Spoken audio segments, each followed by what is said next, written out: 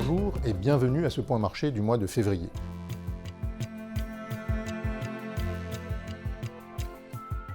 Du côté des marchés, on observe un changement d'orientation depuis le début de l'année, avec des investisseurs qui se préoccupent moins de l'inflation, qui est ressortie plus faible qu'attendue, et qui se focalisent désormais davantage sur la croissance, elle-même meilleure que prévu en ce début d'année. Le tableau semble moins sombre pour l'Europe et plus porteur pour la Chine, dont l'économie rouvre ses portes depuis le début de l'année. Et à l'échelle internationale, les marchés d'actions au cours du mois de janvier ont été tirés par les marchés émergents, la Chine, les marchés européens, et avec des marchés américains qui sont restés à la traîne. Nous ne pensons pas que cette tendance sera durable. Les marchés n'escomptent pas correctement, selon nous, le ralentissement des profits à venir. Il convient d'ailleurs de noter que le rebond s'est produit dans les segments les moins qualitatifs et le plus spéculatifs du marché, ce qui incite naturellement à la prudence.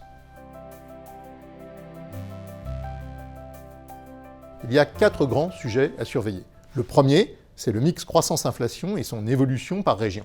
La Chine est la grande gagnante, soutenue par la réouverture de son économie depuis le début de l'année et par une politique économique de soutien.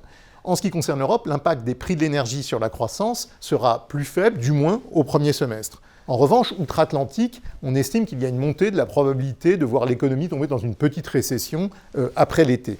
En définitive, à l'échelle mondiale, nous avons revu légèrement à la hausse notre prévision de croissance de 2,1 à 2,4% pour cette année.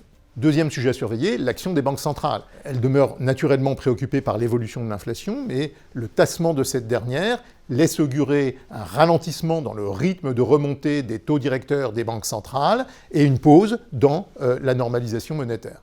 Troisième élément à surveiller, l'évolution du dollar. Le dollar s'est assez nettement apprécié l'an dernier, il a commencé à se déprécier depuis le mois d'octobre, et nous anticipons que cette tendance va se poursuivre cette année.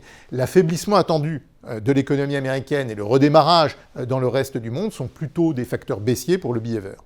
Enfin, quatrième et dernier sujet à surveiller, l'évolution des profits des entreprises. Ça a été le principal moteur de l'évolution des bourses depuis le début de l'année. Alors il est vrai que les attentes en matière de rentabilité des entreprises sont plutôt faibles, mais elles demeurent encore, de notre point de vue, trop optimistes à ce stade. Merci de votre attention et rendez-vous le mois prochain pour un nouveau point marché.